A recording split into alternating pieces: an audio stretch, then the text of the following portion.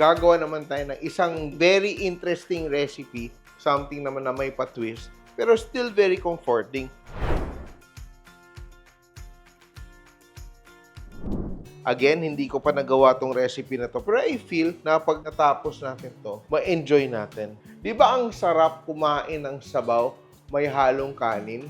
Di ba? Since bata tayo, comfort food natin kahit anong sabaw, nilaga, bulalo, tinola, sinigang, ang sarap na may kanin. Di ba? Pero today, iniisip ko, kung isasabay na natin yung pagluto ng ating sabaw at ating kanin, pwede kaya na gawing lugaw ang ating paboritong sinigang? Yan ang malalaman natin today. At titignan natin kung masarap ba yung ating lulutuin na shrimp sinigang lugaw. And ito, ang aking hipon, binalatan na earlier.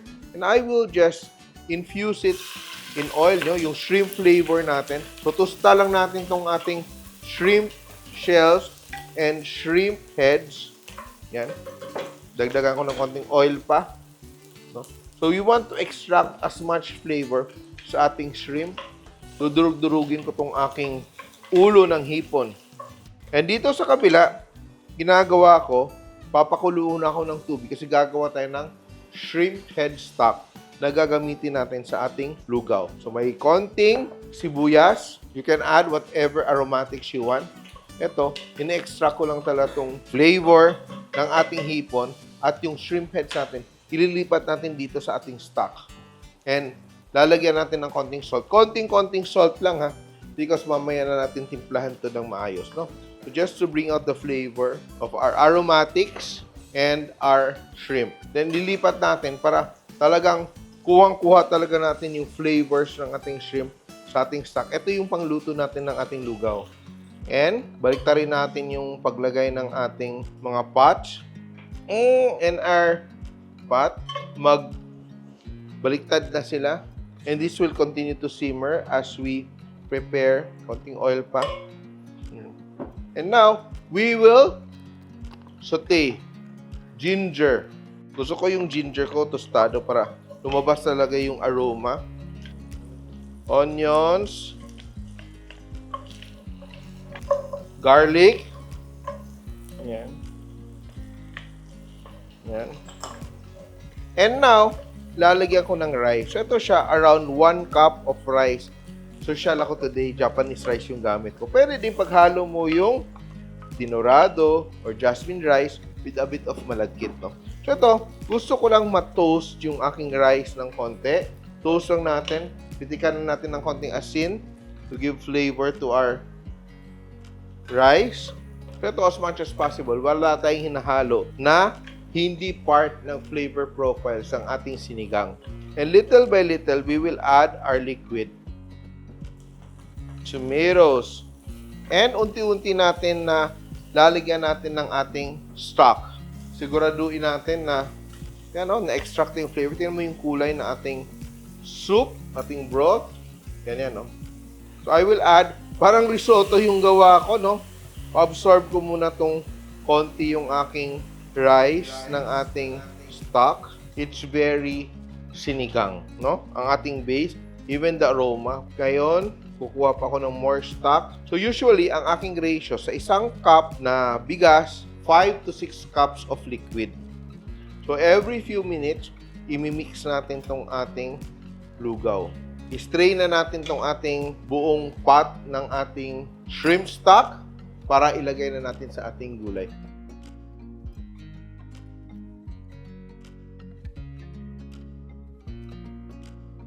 So, after adding our stock, halo-halo natin ng konti. Then, we will cover.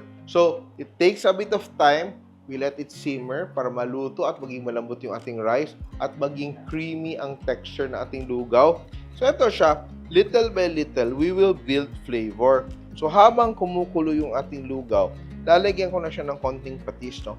Pero hindi ko pa siya tinitimplahan ng todo, no? So that ang ating rice and broth will begin to develop flavor. Hindi siya magiging bland, no? Stir, stir, stir. Malayo pa to. Tingnan mo. So, after a few minutes, we will uncover our pot and stir again. And if you're enjoying this recipe, ganitong klase mga recipe na medyo playful, fun, but still very practical and surely delicious, subscribe to the Simple.ph YouTube channel kasi marami tayong recipes dun. And ito, I will let it cook a little bit more. So ito, it's around more than 30 minutes na tayong niluluto. And we just keep on adding water until we achieve the right consistency. So, yung water natin, halos tama na siya. Pero yung luto ng ating rice, medyo kulang pa. So, what I'm going to do now is to add my radish. Kasi yung radish kasi, di ba, masarap siya pag malambot. And it will add like a silky texture to our sinigang na lugaw. Di ba? Kaya nagsisteer tayo para maging creamy yung texture ng ating lugaw. So, what I will do now is I will add may panglinamnam to add flavor to our base.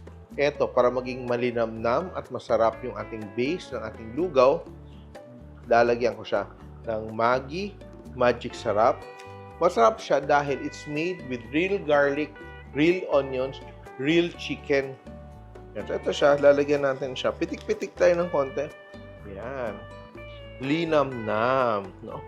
Ating 1 cup rice, halos 8 cups na ng water na lagay natin. So, 6 cups ng ating shrimp stock and 2 cups of water, no? Dinagdagan natin little by little kasi rice, depende kasi sa quality ng rice mo, no?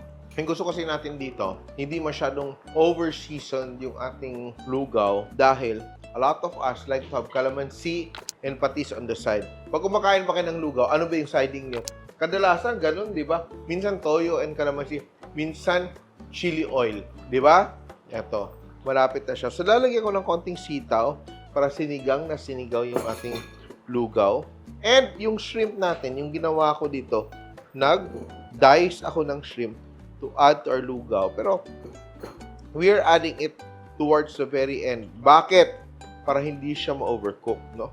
Kasi yung shrimp heads natin has given enough shrimp flavor to our broth, no? Now, before I add my shrimp, I will add ito to bring out the sinigang flavor before I add my shrimp, ating Maggi Magic Sinigang Sampalok Mix. So ito, di mo na kailangan siguro ng patis and calamansi dito. Pero, some people talaga, habit. Ay, creamy na yung sabaw. Titikman ko, ha.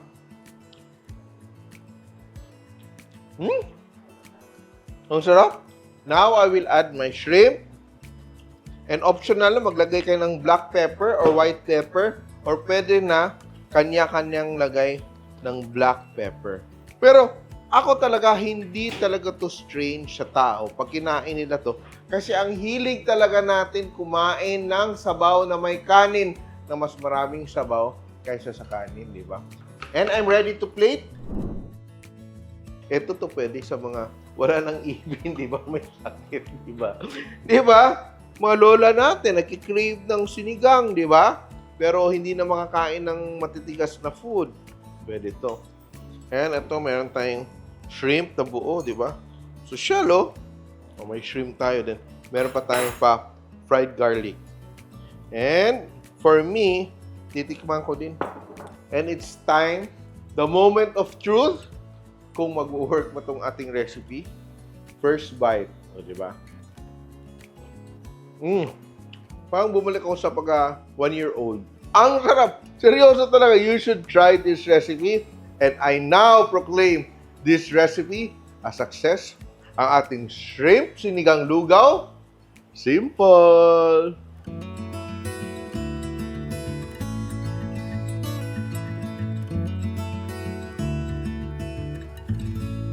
Simple.ph. Living made simple.